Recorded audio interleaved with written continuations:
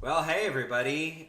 We started about a minute or so early here, so we'll give people a minute to kind of trickle in the door, and just know that at any time you want, you can post a question. We're watching. Well, hey everybody.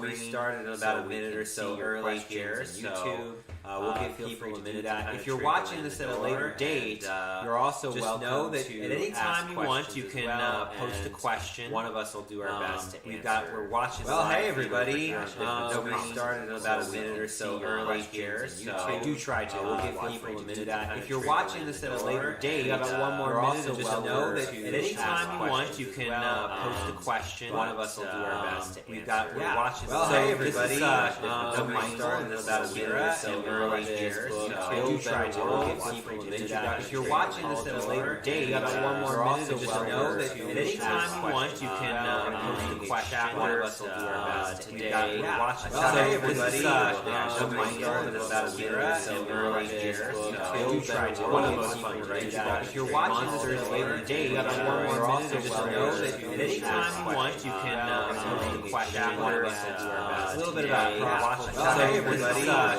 We started about a minute or so early here, so I do try to. One of us will do our best. If you're watching this at a later date, you got about one more minute. Just know that at any time you want, you can post a question. One of us will do our best. Myself, a little bit about watching. Hey everybody. We started about a minute or so early here, so I do try to. One of us will do our best. If you're watching this at a later date, you got about one more minute. Just know that at any time you want, you can post a question. One of us will do our best. Myself, a little bit about watching. Hey everybody.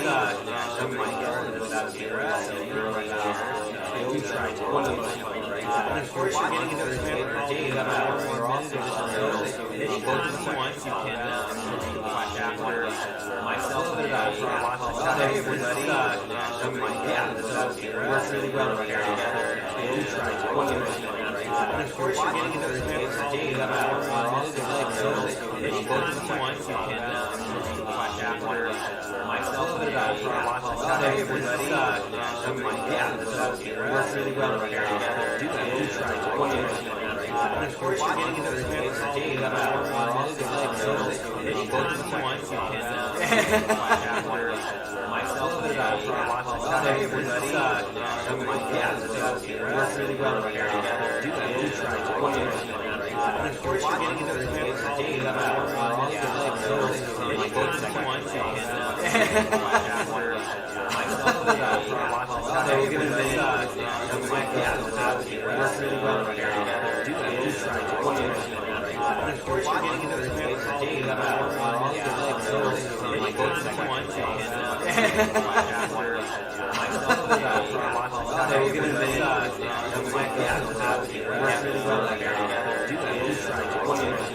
Myself, a little bit about watching. Hey everybody. We work really well together. I do try to. One of us will do our best. If you're watching this at a later date, you got about one more minute. Just know that at any time you want. How is that, everyone? Is that better?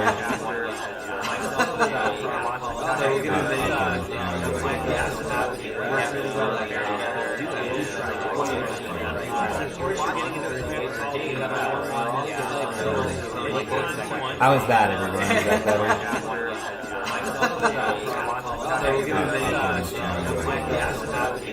Apologies for the technical difficulties. We don't stream very often. And I got a new fancy microphone, so, sometimes get... How is that, everyone? Is that better?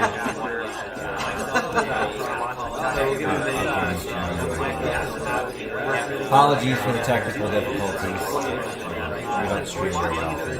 And I got a new fancy microphone, so, sometimes get... How is that, everyone? Is that better?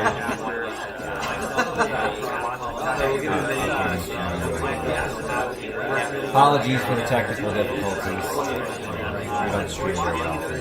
And I got a new fancy microphone, so hearing all the Jedi. How is that, everyone? Is that better?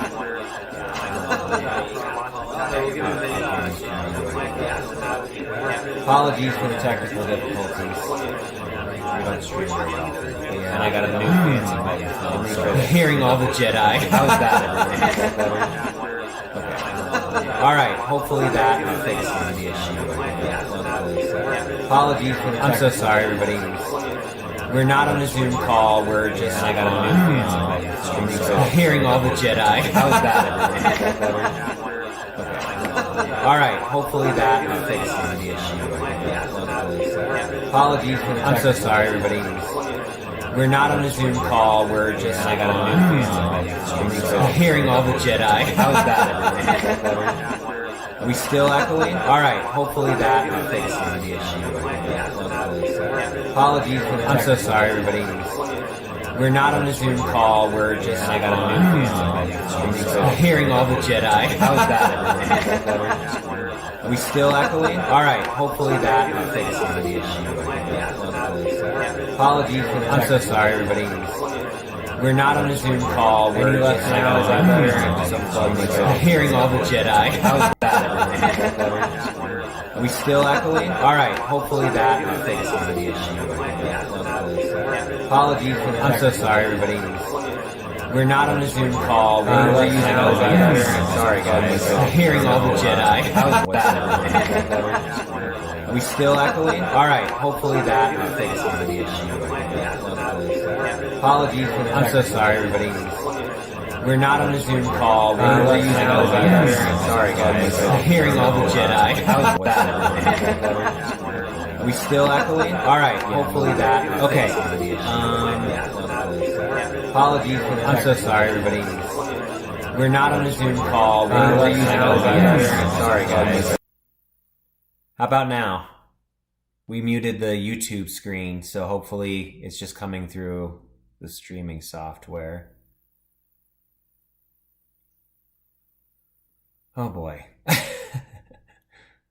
No speaker. Everything's muted. Everything is muted except for...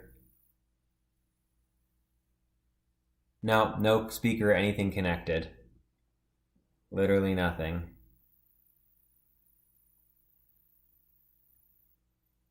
Good now? Okay. Does that mean I fixed it? I think... Okay, cool. All right. All right. First timer luck. All right, yeah, I think you fixed it. Okay, so apologies. Let's redo our introduction real quick because that way we can just, when this is watched later, people don't have to watch us fiddle with the volume. So I'm Michael Kilman. I'm Kyra Wellstrom. And we recently wrote this book, Build Better Worlds, an introduction to anthropology for game designers, fiction writers, and filmmakers. And today we're going to read chapter 22 of the book, which is titled Monsters, Aliens, and Evil Androids, an exploration of fear and anxiety.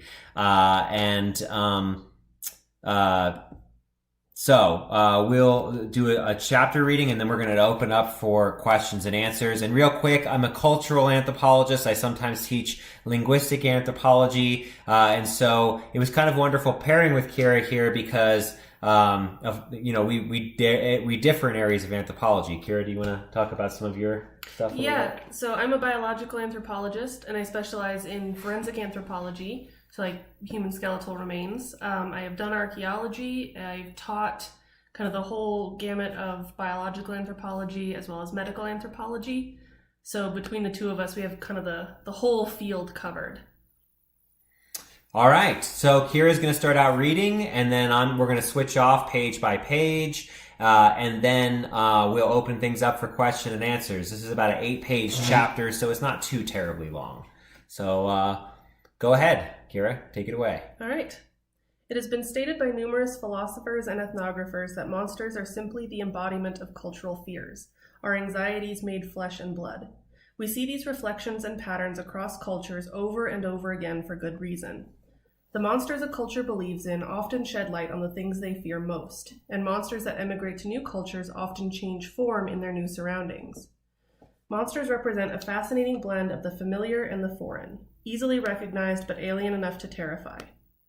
Many monsters possess elements of humanity and exemplify the very worst elements of a culture as a form of hyperbole. Their faces may change, but it is the bones, the spirit of what a monster is, and the fears that they embody that reflect the heart of what it means to be human. Like our anxieties about death, monsters often follow patterns that reflect our collective fears as a species. As we see in every horror movie, monsters attack when we are vulnerable, in lonely places, in the dark, and in our sleep. They reflect our anxieties about our natural environment when they come from the water or from caves or from the night sky. Demons and spirits come for us when we are weakened by illness, childbirth, or impending death. They target the isolated, the frail, and the young. They can often appear human to gain our trust, only to reveal their true forms when it's too late to escape them. They can lure or entrap us through promises of food, comfort, or money, playing upon our moral weaknesses and greed. Think of how often monsters' teeth are discussed. Monsters often feed off humans, either in a spiritual or literal sense. Vampires suck blood, zombies eat brains, dragons and sea monsters devour virgins. Even in modern monster movies, monsters nearly always eat defenseless humans. Giant animals like sharks or snakes, aliens that feed us to their young, or giant kaiju that eat us like popcorn. They are discussed with terms like fangs, razor-sharp teeth, drooling, sucking, crunching. When you consider our species, these fears are logical. Imagine early humans, alone on the African plains, surrounded by frightening animals that lurk all around. These monsters were very much real, but this did nothing to lessen their terrors. We were small, between 3 and 4 feet tall, had terrible night vision, and no claws or fangs to help defend us. We were prey to the birds and leopards that could drop from above. Snakes grabbed us from holes in the ground and lashed out with sharp, poisonous fangs. Lion and hyenas slunk through the darkness just beyond the edge of vision, shadows out of the corner of their eyes. Crocodiles and hippos lurked in the rivers and lakes, making people disappear beneath the surface. Our only protections from the creatures that wanted to consume us lay in the light of day and our campfires, in our culture and its defenses, and in each other. The darkness, the water, and isolation became natural reservoirs for our terror. Most of the world now lives apart from these real monsters. The megafauna that hunted us like other prey are gone, and the remaining predators are dwindling in number and range. The vast majority of humanity has nothing to fear from large beasts. However, our fears remain. A tremendous number of monsters are described as being prehistoric or pre-large-scale human civilization. We find these descriptions from as far back as we have writing. Many monsters that hunt religions are described as being from the time before the deities created the peace and order in the world, or before the world was civilized. Writers of weird fiction or cosmic horror like H.P. Lovecraft write the antediluvian terrors or the prehistoric nightmares. It was as though we as a species have some lingering genetic terror of the time when we were small and vulnerable. Coupled with our gifts as a species to spin tales and exaggerate for the purpose of entertainment, many of these creatures became larger than life when they filled our nightmares. Many monsters also reflect the fears we still face in the modern world despite our cultural advances in the last 3 million years. We can still be carried off by disease or poison, by other people, or worst of all, by unknown causes. These very real and very human fears are interpreted through a cultural lens. Numerous cultures speak of spirits that will steal a woman's life away during childbirth if attracted by her cries. This is particularly common in foraging cultures where the margins for survival are slim and medical care is an at-home affair. Cultures with a focus on purity, Catholic and Malaysian cultures are good examples of this, have demons that possess the body and cause their vessel to break the laws of society, causing bouts of violence, sin, and general bad behavior. Industrialized nations tend to have human monsters, serial killers, zombies, or criminals that reflect the unease we feel when surrounded by strangers, as well as anxiety about dark, crowded spaces. Sleep is one of the reservoirs of fear for humans. Sleep makes us vulnerable as we lie unconscious in darkness for hours on end. Sleep also exposes us to the world of dreams, which are as likely to be horrifying as they are to be pleasant. Many cultures have tales of beings that can drain the life from a person while they sleep, often while the person is awake but trapped in a horrified state of sleep paralysis. People's sleep paralysis nightmares almost always follow patterns. In the US, sleep paralysis monsters have passed through different phases. In the 1990s, when the cultural zeitgeist had become fascinated with aliens, sufferers often reported little gray men with giant eyes performing tests on them. In the early 2000s, when there was a spate of demon child films, people began to report nightmarish children crawling onto their beds as they slept.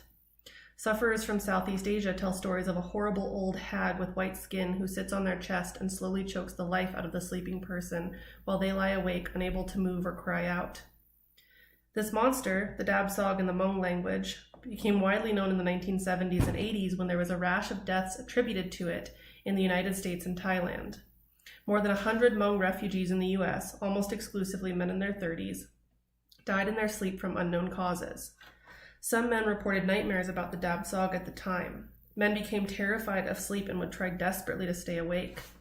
The story so intrigued director Wes Craven that he went on to write A Nightmare on Elm Street in 1984. Instead of the white-skinned hag, however, Craven changed the face of the monster to that of a disfigured homeless man who had chased him as a child, and changed him from an evil spirit to the ghost of a murderer. Stories of night hags may be so common in Southeast Asia of a very real genetic condition. Brugada syndrome causes electrical abnormalities in the heart and can lead to sudden unexplained nocturnal death syndrome, SUNS. This syndrome is most commonly found in Laos and Thailand and predominantly affects men, with most deaths occurring between 30 and 40 years of age. A monster that kills men in their sleep is a much more palatable explanation, especially before the era of electrocardiograms, than no explanation at all. A night hag may be terrifying, but not nearly so terrifying as the unknown. Sometimes monsters are used to explain a myriad of nebulous terrors, things we could hardly put into words. The Windigo is a perfect example of this. Territorially, the Windigo is one of the most widespread monsters in the world. It's spoken of the mythology of a collective of First Nation groups all across subarctic Canada, stretching from the Rockies to the Atlantic coast and down into the northern United States. The Windigo is a fascinating monster because it's a curious mix of physical creature, a possessing spirit, and a culturally bound syndrome.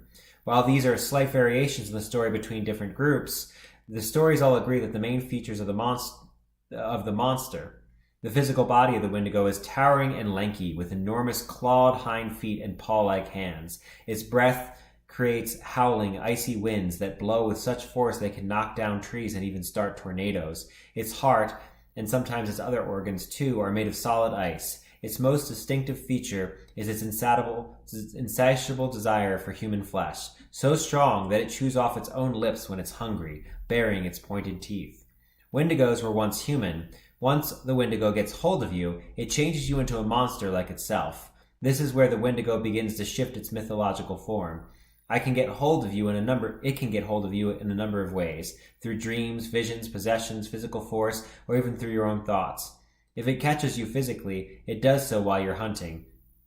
Those who venture off into the forest in the winter and never return are thought to have been taken by the creature. It captures you and transforms you into a monster like itself. If it catches you through your thoughts or dreams, it's worked its way into your head through hunger and cold. When a person dreams of a Windigo, they begin to have cannibalistic desires toward their own family. Most cultures believe that a person in the early stages of Windigo madness can be stopped and cured, although cures are often horrifying enough. But if a person actually consumes any part of another human being, they're done for. There's no hope for a person who has turned to a Windigo, and the only course of action is to kill them for the safety of the group. There are numerous recorded cases of Windigo killings in tribal and legal records throughout the 19th and 20th century. The diagnosis of Windigo madness is found in psychological papers throughout this time as a way to explain a temporary psychosis with a focus on cannibalism. Look at the main features of the Windigo story. A monster of cold that lives in wild spaces and feeds off of hunger. It drives people to cannibalize their family and turns them into cold-hearted monsters. It will ultimately separate you forever from the people and civilization that you love and strip you of your humanity, leaving you to wander alone in the freezing wilderness. These fears are easy enough to imagine in subarctic Canada, where temperatures that go well below freezing and isolation caused by snow and wind can lead to starvation and madness over the long winters. It's the same set of vague fears that drive Stephen King's The Shining or John W. Campbell Jr.'s Who Goes There? The Windigo is a single corporeal manifestation of these fears. It groups them all into one grotesque form and gives them shape. In the pantheon of monsters, aliens are relatively new. In some ways, they are just a new face on the same stories people have been telling for millennia. Space, after all, is just a combination of those things that we fear. It's cold, dark, isolated, far older than our little planet, and almost completely unexplored. Aliens are often just monsters from this final frontier rather than our own backyard. Many aliens fit the mold of grotesque, slobbering man-eaters or shape-shifting deceivers. Even stories of alien abductions, lost time, and mysterious lights are nearly identical to stories that people have been telling for centuries about fairies, will-o'-the-wisps, and the little people of the hills, all of which can lead you away and trap you in another world. But aliens can embody fears that other monsters cannot. These fears, like all others, are reflections of the time and culture in which people live. Aliens as colonizers, as invaders, as the dispassionate scientists are all reflections of the fears that stalk people in the industrial age. H.G. Wells's The War of the World, 1895-97, was written after the author and his brother discussed the terrible disaster the Tasmanians suffered after their invasion by the British. Wells was musing about what would happen if someone did to the British what they had done to the Tasmanians. In fact, there were a number of other invasion stories written at the time, although Wells was the only one to use aliens as his aggressors.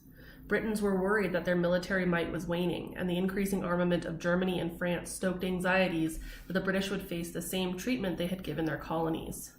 Throughout the Cold War, science fiction featured alien invaders, either working secretly or in open displays of aggression, trying to take over the Western world. Endless tropes of alien landing on the White House lawn filled the fiction of the 1950s and 60s. Change aliens to Russians, and you have nearly an exact mirror of what Americans feared happening at the time. Many aliens are often Gestalt consciousness, a shared mind, or can manifest as a kind of extreme conformity as the end of the individual, as seen in the famous Star Trek villains, the Borg.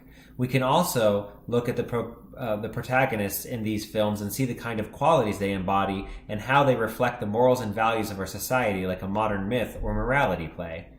Many science fiction stories from that time also reveal an uneasiness about the level of violence and aggression the world was experiencing. In the 1950s, the 20th century was only half over and had already seen 2 world wars, half a dozen genocides, and the invention of weapons that could unleash destruction on a level we had never dreamt of.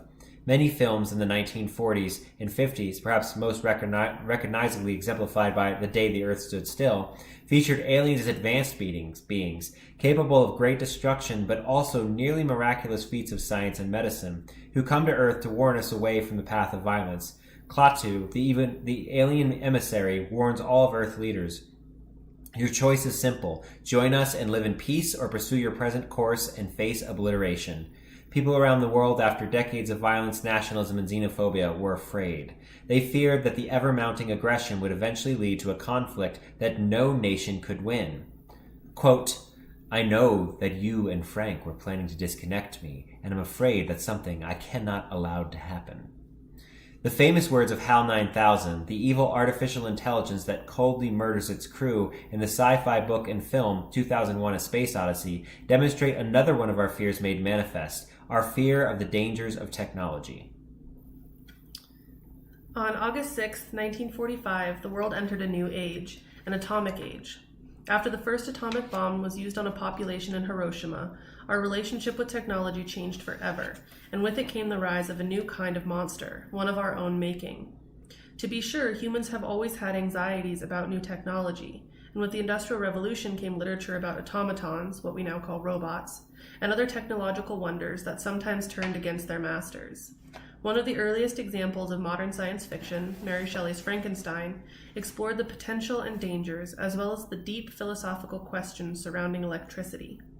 Shelley set off a wave of stories about the idea of our technological creations getting the best of us. As anthropologist Willie Lempert explained in his article Navajos on Mars, humans have developed countless films, like The Matrix, 2001, and Terminator, to highlight our fear of technology. Even the new Star Trek Picard series features a plotline surrounding evil synths and questions about the humanity of artificial intelligence and its compatibility with organic life. Part of this has to do with religious worldview. In most of Western European-based culture, there is only one kind of intelligence, humans. Cultures outside this paradigm, however, have multiple kinds of intelligence. Further, Western fear of AI may stem from the idea that only the Judeo-Christian God has the true power of creation. Ultimately, though, fear of AI stems from the fear of what we do to what we consider to be inferior species. As we entered the 1980s and 90s, aliens changed slightly. No longer were they brazen colonists landing on our shores. They were shadowy and subversive, often entwined with the murkier branches of government. Aliens and the government branches that studied them would abduct people and experiment on them. They would implant people with tracking devices, create alien-human hybrids, and mutilate cattle in their ruthless quest for data. They were cold, unfeeling scientists that existed outside of human empathy or compassion. The declassification of wartime documents about Nazi scientists, exposure of government experiments like MKUltra, and a number of dubious psychological research projects like the Stanford Prison Experiment were increasingly making people uneasy about science and scientists. The perpetrators of the experiments seemed, to regular people, just like the inhuman aliens from another planet. Add to this a growing dissatisfaction with the government nearly everywhere in the world, and the X-Files style alien government conspiracy became not just a popular element in fiction, but also an integral part of the mythology of the time period. When you're creating memorable monsters or antagonists in your world, it's important to consider the core values of your fictional culture. Remember that chapter on imagined past, myth, and cultural purity? The core lessons of that chapter are essential to creating a creature that challenges the core values of your characters' and readers' worldview. And so at the end of each chapter of this book, we have things to consider in your fictional world. And so I'm just going to read those bullet points, and then we're going to open things up for questions. So feel free to post your questions now. It could be about this chapter, it could be about world building, it could be about anthropology, whatever you like, we'll do our best to tackle it. So, things to consider in your fictional world. What are the most significant fears and anxieties of the culture? How does it relate to their imagined past? What keeps people up at night in your world? If you have a creature or monster, what are some memorable features of that creature? How does your creature tie into the myth structure of your world? How does it tie into your culture's sense of purity? Is your monster creature sentient? How are its goals similar or different to your main character? What arenas of culture does your monster most impact? And what's at stake if your protagonist fails to subdue the creature? So, all right. We'll now open things up for questions. This is the book. Also, right now we're having a sale on Kindle. It's 50% off. It's $4.99 on the Kindle version. The paperback is still full price, but you can find it. The link in the description of this video. So if you're looking for a copy, now's a good time to buy it because it's half off. So.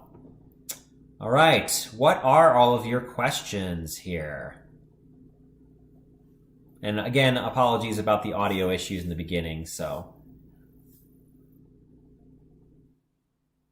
It's also important to remember we're on a little delay here, so. Yes, that's true. Yeah.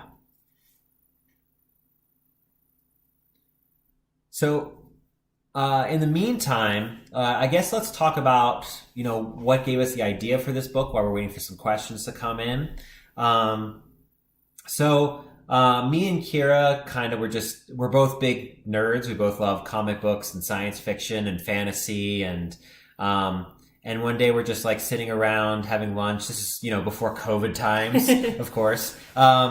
And we got to talking, and we just realized that, it'd be great for us to write a book together because we both are different areas of anthropology. She focused on the more biological, I focus on the more cultural elements. And so we kind of started working on this book.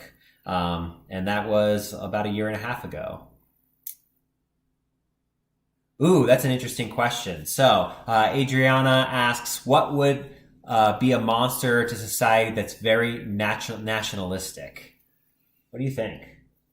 Probably a subversive monster, right? It'd probably be something similar to like the possessing demons you find in very like purity focused culture. So it would be something that like removed you from your nation or like separated you somehow from that like connection to your people. And made you go against your nation. Yeah, so it'd be something that challenges patriotism. It might be something also that causes a similar reaction to like xenophobia would be probably an important thing to consider. So it's something that is, it's undermining kind of some of your national ideology and some of your ideas about if it was an American challenging monster, it'd be, a challenge to freedom, which is often actually why you see a lot of monsters are hive minds, a lot of aliens, a lot of creatures are, they have like a queen, a hierarchy, some sort of dictator. And, when you talk about American monsters and, There's no independent thought. And no independent thought. That's another one. So, Kelly asks, on the subject of the Windigo, how old is the myth? Do we have evidence of the myth existing before the arrival of Europeans? Yes. Yeah. Yes, we absolutely do. We don't have it recorded until the arrival of Europeans because most of the nations up in that area didn't have a written language. But that myth is... I'm actually not sure how old it is. It goes back a really, really long way. So far prehistoric on this continent. We have some archaeology evidence for it, right? Do we have anything like that? No, you mean like cannibalism? No, well, not of cannibalism, of just like, do we have any... Not that I'm aware of. Okay. You might. If anybody who's watching this knows. Yeah. Feel free to... We definitely don't know chime in. everything about this stuff, so... Yeah, I just know the oral tradition of the monster, and I know it's like way predates Europeans. Yeah, there's also there's a really great book by anthropologist David Gilmour on monsters, and you can just search for David Gilmour and monsters, and he does an entire chapter just about the Windigo. So, and it's a fun book if you're really interested about how cultures construct monsters and stuff. So, Adriana asks, could one culture's monster be another culture's savior? A really good question. Yes, I would imagine so. Yeah, I mean, it's not very much different from, the terrorist / freedom fighter, right? And I think actually a great example of that is District 9, right? Yeah. So if you haven't seen District 9, it's about alien refugees who land on Earth, and it takes place in the 1980s. So it's kind of like alternate past Earth. And, the series of events happen, and the main character, who's a human, gets exposed to this substance that begins transforming him into one of the aliens. And so you see him kind of learning to empathize with them, but also, he comes to fight for them. So in some ways, he becomes that trope that you just asked about, is that, here's a monster to the humans, but to the aliens, he ends up being a savior. So. Yeah, totally. Aliens in general, because there's such a difference, like they can be like the greater technological force that saves us from ourselves, or they can be the invading force that takes us over. And that's just within American culture. You can see that huge difference there. Yeah. Yeah, and there was a show, a lesser known Gene Roddenberry series in the late 90s, I think it was, is called Earth Final Conflict, and they have a series of like benevolent, and you're never really sure if they are or not benevolent aliens. It's like they sort of are but sort of aren't, who show up with this advanced technology. They cure human disease, they do all these amazing things, but then there's still like this human question of, should we be hanging out with them or should they not? What's the real plan? And it I don't think it lasted very long, but it was pretty interesting. So Drew asks, how do you address stories being told in universe? How conscious were pre-modern storytellers of didactic elements of their storytelling? Lots of modern storytellers are very aware of that aspect and very intentional about it. So I'm not sure exactly, I guess if there's a correct answer to the second part of the question. I would imagine that a lot of these monsters are parables. So I would imagine that quite a few of the creators were coming up with monsters specifically to, I guess, teach lessons. Like we find this a lot in Malaysia. In another part of the book, we talk about spirit possession in Malaysia, which is actually quite common. And the spirits that possess people tend to live in water, and they live in areas where water is unclean. So there's a very strong story there about keeping your water source pure and keeping yourself pure and keeping everything clean and tidy. And if you don't, these are the consequences for that. So like I said, I would venture a guess that at least at first, people were very intentional about their monster creation and about their storytelling.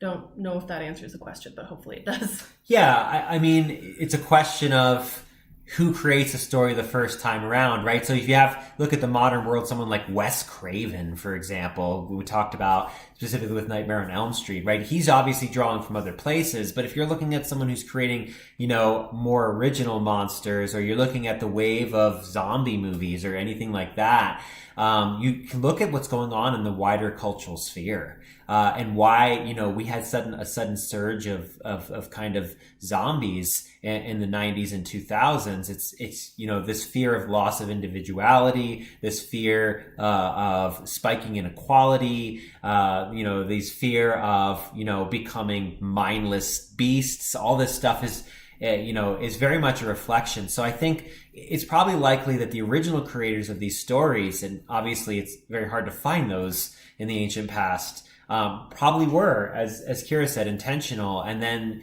the ones that stuck around are the ones that reflected something in society that needed addressing. In a lot of ways, horror is a genre of purity plays, right? And that doesn't mean that fantasy and sci-fi and stuff don't have that as well. But horror is very much like, look at the societal values and see what happens, right? I mean, even it goes down into like the 90s film Scream, with this whole idea where it's very meta and they have to follow certain rules about purity. In fact, virginity is one of those rules, right? So you get like this interesting question of like, can you be a hero and still be a virgin, right? And what does that say about how we understand? Or not be a virgin. Or not be a virgin, right? And so what does that say about our culture? So that's a lot of the stuff going on. Lindsay asks, I recently read something about monsters reflecting ableism, demonic disability, and ugliness. Or Deformity. I think that's supposed to be deformity. Demonified disability. Okay. Demonified disability and ugliness. What are your thoughts, and what do you have suggestions on creating good monsters without preying to these tropes? Ooh, that's a good question. Yeah, so that's actually, there's a long history of that going back. Well, the earliest I can think of is like Marco Polo. He wrote about these like monstrous humans. They were just people that looked different, obviously, than him. And so a lot of our monsters are these like disabled or deformed human shapes. So things like giants or cyclopses, or the ones that come to mind, but these like grotesque human forms. I think probably the best way to avoid that is to not have a human monster. Even ones like the Windigo's a little bit different, but a lot of times our monsters are like people with mental disabilities as well. But if you have something that's completely inhuman, like a kaiju or even something like a ghost, something that doesn't have a human form, it's really easy to kind of avoid those like traps of grotesquerie that we tend to see with the more ableist monsters. You could flip it too. You could make beauty an element of horror as well. I mean, you could do all kinds of fun stuff with it for sure. But yeah, that is a long history of difference. I mean, not just Marco Polo, but Linnaeus in one of his 5 classifications, Homo monstrous, which was like a description of a deformed species of human. Yeah, mostly very from racist. mixed. Yeah, mostly from mixed groups. So very, very racist. And we do talk about that a little bit in the race chapter. But yeah, that is a long history. And I think, sometimes being cognizant of that can simply be enough to kind of stave off some of those tropes. And you're looking at, what does your monster look like? What is it, what features does it have that might be reflecting, issues with representation of a certain group, right? So, and that's something to be thinking about. And that's honestly one of the reasons we wrote this book, is to address some of those representation issues that people, see with fiction. So, what other questions do you have? Some great questions so far. We really appreciate it.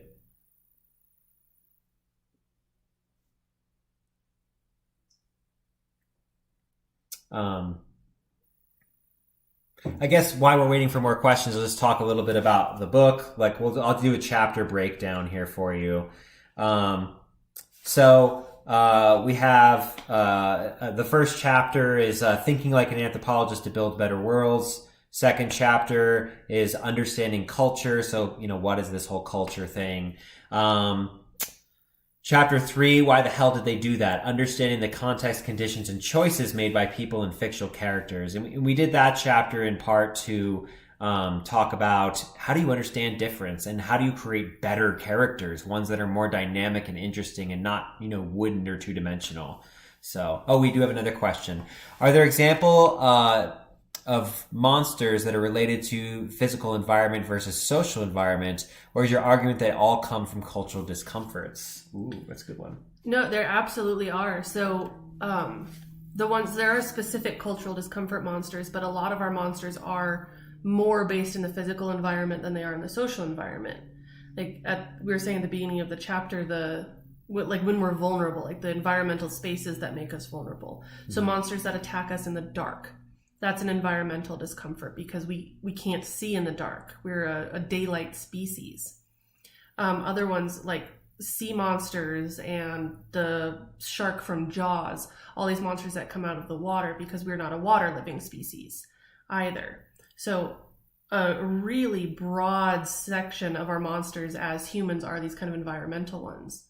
Or even monsters just of lonely places, like monsters that kind of lure you into the wilderness never to be seen again. Almost all cultures have that kind of creature because that's something. Getting lost is a terrifying thing for us. If you're separated from your group, you'll probably die. Well, and a huge portion of Greek mythology surrounds the idea you go into the wilderness and you're screwed. I mean, that's a lot of it. So, you're fine in the city, but the second you go out into those woods, you might encounter like a centaur, or perhaps one of the gods in disguise will come and mess with you, or, one thing I think that's important to remember is that the way that we deal with the world, or what culture is an adaptation to our environment. Not only our environment, but our social environment too, not just our physical. So it's a little bit of both things, right? Because there's cultural anxieties about the dark, but that comes from a biological place. So it's not as simple as either or. It's kind of back to that whole classic nature versus nurture argument. Humans are doing both things all the time, so. Good question, Joe. Very good question. So, all right. And as we're waiting for questions again, I'll just, go through the chapters real quick. Chapter 4 is on genetics.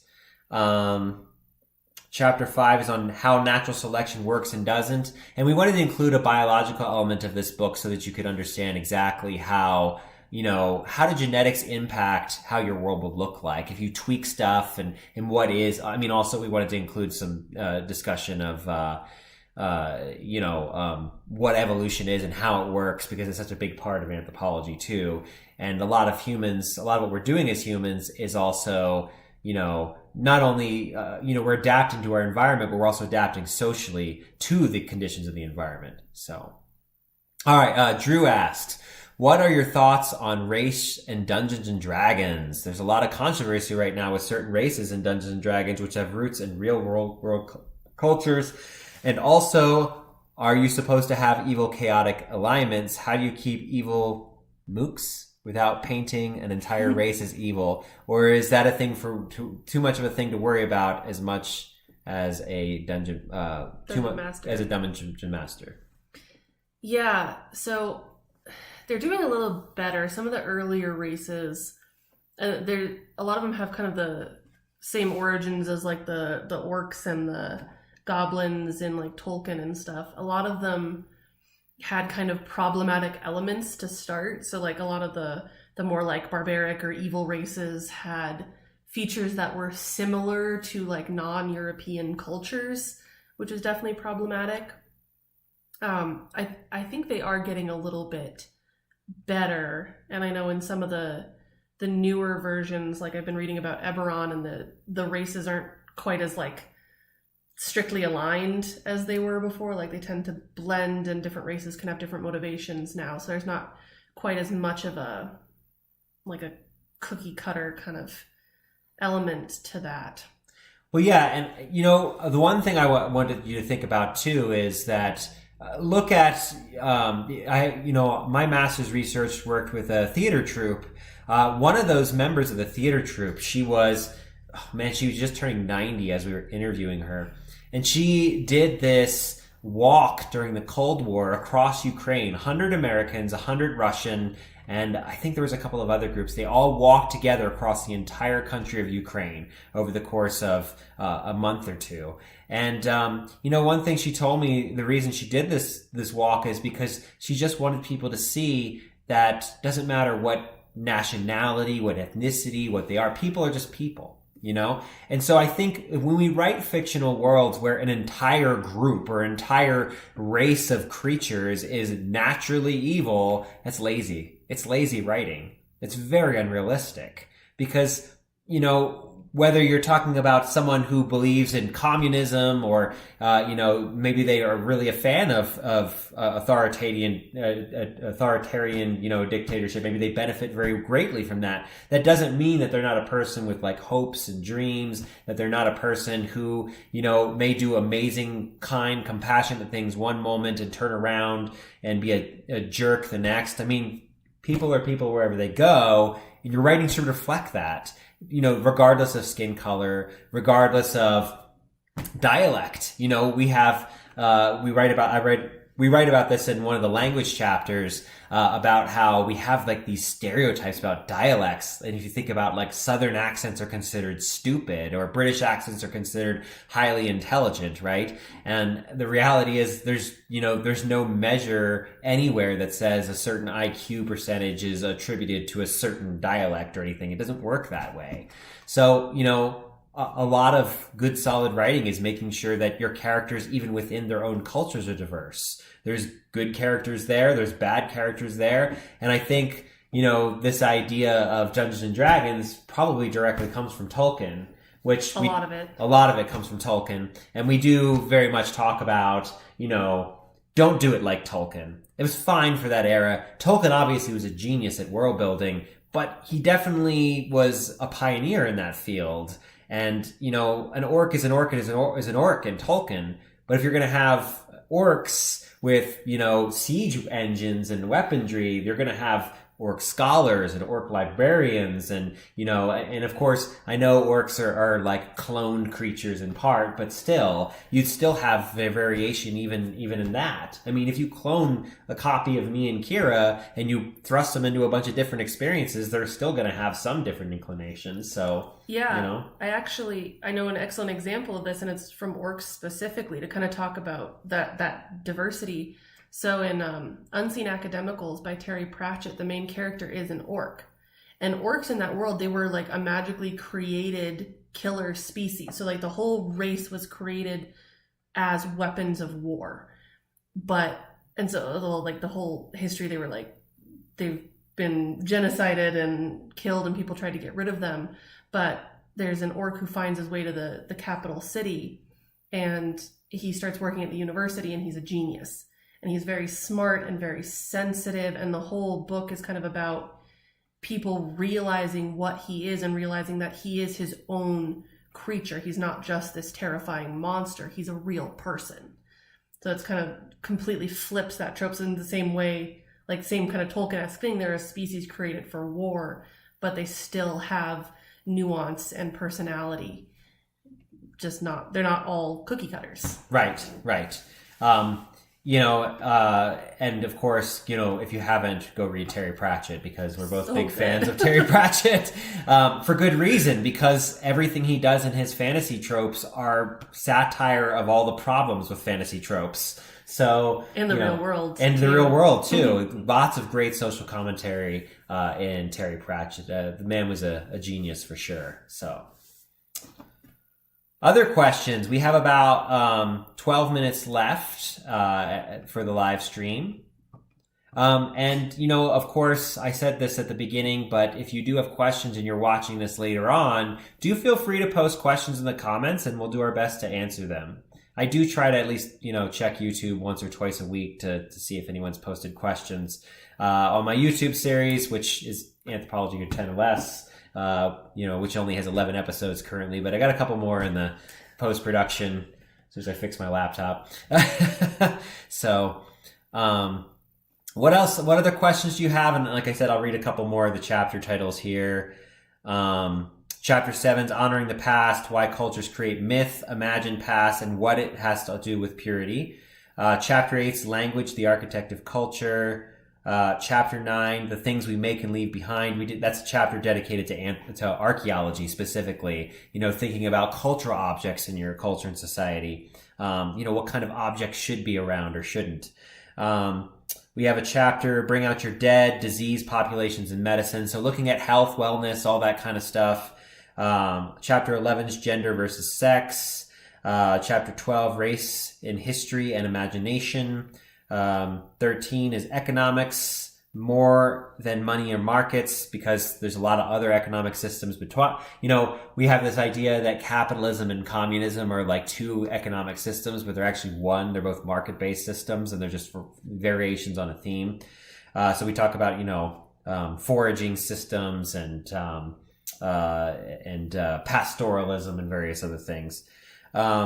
Chapter 14, Kinship, Marriage, and Sexuality, How We Persist Across Time. 15 is What is Government Good For? Political Systems and Social Control. Chapter 16, Studying the Sacred, Religion and Mysticism. Chapter 17 is Violence, Worthy Victims in War. Chapter 18, Invasion and Expanding Empire, Understanding Colonization. Chapter 19, The Social Webs We Weave, Globalization and Culture.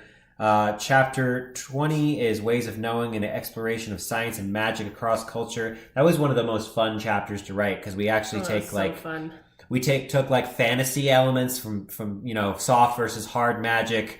There's some great YouTube videos of soft versus hard magic, and Hello Future Me, he has a great channel. And then also Brandon Sanderson did some great stuff, and then we compared that to real world magic systems. So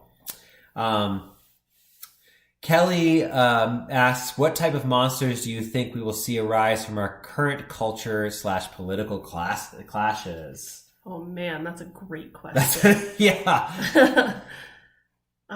Geez, I don't know. We've got so many fears right now. Mm-hmm. Well, look at I think there's a lot of cult fears right now, right? You have QAnon, the crazy cult QAnon going on, right? And you have Scientology, and you have these very other cult things that are very much present. And then we have films like Midsummer that came out recently, right? And we see a lot of these, and that kind of works on both sides. This idea of the leftist or the rightist cult at the same time, right? Yeah. There's this fear of cults that kind of stretches on both sides here, or fear of conspiracy. Fear of conspiracy is a big one. Yeah. Yeah, there's a lot of fears right now. We have a lot of fears. Yeah, for sure. And of course, pandemics, of course, right? So fear of others. I think agoraphobia is really on the rise, because we've all been trapped in our houses. Yeah. So I feel like kind of probably both sides of that, like fear of things outside the home and then fear of getting trapped inside the home will probably pop up. Yeah, well, there's been a rash of movies on like evil houses and technology too in the last couple of years. So, I mean, you really just have to look around what's going on in the culture, and you'll see kind of stories with that. So, Lindsay asks, when building a culture, how do you give people some familiar associations, but also avoid ripping off or caricaturing another culture? For example, generic fantasy worlds frequently have medieval Europe flavor. So what would you do if you wanted to break away from that? I don't know. Do you want to take that one? Sure. Or start with it? Yeah. So one thing you might consider is, why does fantasy have to be medieval? I mean, we've got urban fantasy all over the place now. So there's lots of other opportunities, but what I suspect you're asking is about cultural difference. And the idea of, well, how do you do a fantasy world in, say, ancient Japan and not do like cultural appropriation? And first of all, what you have to do is research. You definitely want to be researching about the trends, about how society worked. You may want to talk to people from Japan in the modern era and see what the modern perceptions, if that's possible, of that culture is. You also want to, again, consider what we call agency in anthropology, this idea that you're not going to just stereotype everybody, right? A person is a person is a person. Even in let's say, and I grew up Catholic, and so I spent a lot of time in the Catholic Church. Amongst Catholics, there's different political views about every social issue, right? It's not just because you're Catholic, you believe in this thing. Well, there's 1 billion Catholics in the world. So, of course, there's great variation. There's regional variation. Certain groups have certain trends. But the most important thing to remember is that people are individuals. And so, let's say you're doing samurai culture. Maybe you're going to have different kinds of samurai, right? They're not all going to be stoic warriors. You're going to have some people who maybe they're supposed to be maybe there's a character that's supposed to be a samurai, because he's a male and he's the eldest in the family. And then he finds himself completely inept at, with a sword, but he has this magical ability, right? So there's lots of ways you can tackle that. But the most important thing is when you can, check in on the culture, see what they think, look at what kind of media they make, how do they represent themselves.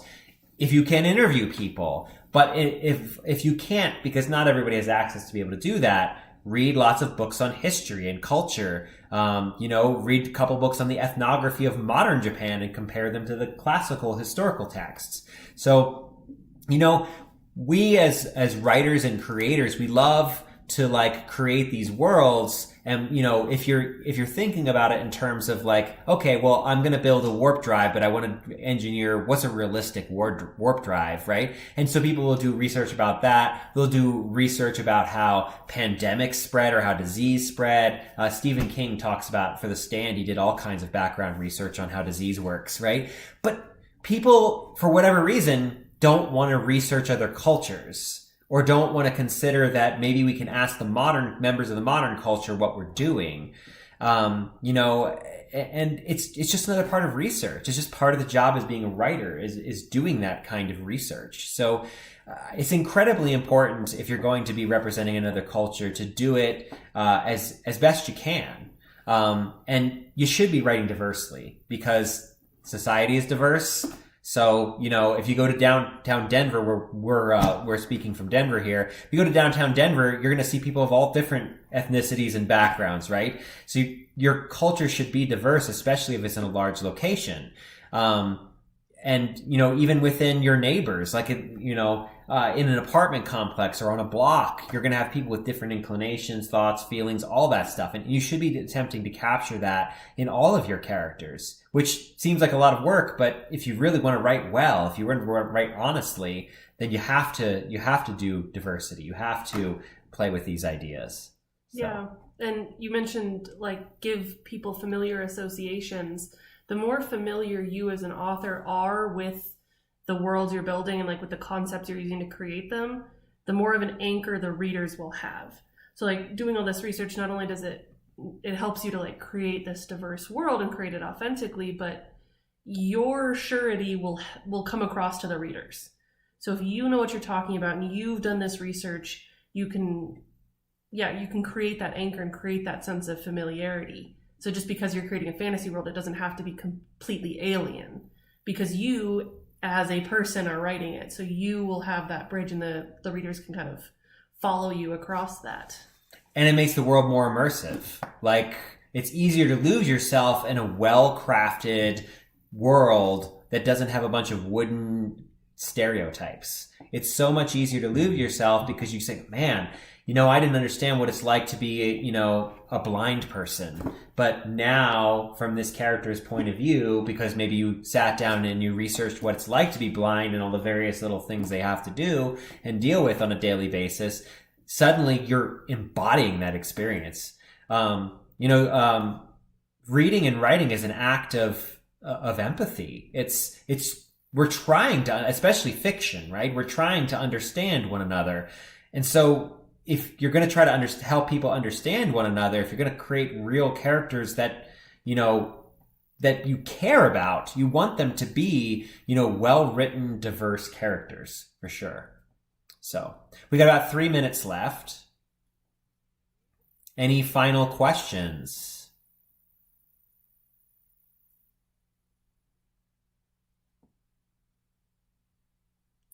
The delay is so weird. The delay is weird. It's hard to get used to, for sure. It's funny because we watch ourselves on screen talking, So, yeah, but Drew said Brandon Sanderson's BYU lecture series is incredible. 100% agree. So definitely check it out. And then the Hello Future Me channel on, talking about soft versus hard magic. They're very good, and they also use a lot of good pop culture references like Full Metal Alchemist or Avatar: The Last Airbender. Just Right is another great YouTube channel. That one has a great video on how to build really good backstory with Avatar: The Last Airbender. They have a really good one on Four Corner Opposition and John Truby's work. Kind of ditching the idea of the hero's journey and really making more dynamic characters. And he uses Batman Begins as kind of a starting point for Four Corner Opposition, and it's just a great video. And between Hello Future Me and Just Right, those are fantastic channels for world building and considering writing craft and all that kind of stuff. And every time they come out with a new video, I watch them, so because I think they're extremely useful. And because I'm a published science fiction writer, but I'm always trying to be better. So and that's the point of this book is really trying to be better about just building the world for your characters to thrive in. And the really cool thing about, and that we tried to do really well with this book is, giving you the architecture so that writing your characters is easier. Because if you have a really well-established world and you throw a character into it, then they have their values, thoughts, and ideas mixing with the cultural system in place. And so naturally conflict arises. It's easier to have conflict if your world is really authentically built. It looks like we're just about out of time. So again, if you have questions in the future and you're watching this in the future, feel free to ask questions in the comment section. And if you guys are interested in us doing another Q&A, you can certainly put that in the comment section. We'd be happy to do that again. We're recording on, I don't know when it's actually going live, but we're recording a podcast, This Anthropological Life, coming up here. May 17th is when we're actually doing the recording. And you can certainly follow us on social media. We're all over the place. I have my website, Liridianslaboratory.com. And of course on this YouTube channel, you can find my stuff. So yeah, there's lots of places to find out where we're going. My website also has a newsletter sign up if you're interested about upcoming events that me and Kyra or just me are doing. So we've got a couple of things coming up for sure this summer, a couple of recordings. So so stay tuned and check out Build Better Worlds, an introduction to anthropology for game designers, fiction writers, and filmmakers. It's a long title, so sometimes I get it mixed up. And again, right now it's on Amazon for just $4.99. It's normally $9.99 for Kindle, the Kindle version. So it's half off for a little while. So have a great day. Thank you for all the wonderful questions. We sincerely appreciate it. So yes, thank you guys. Have a great day.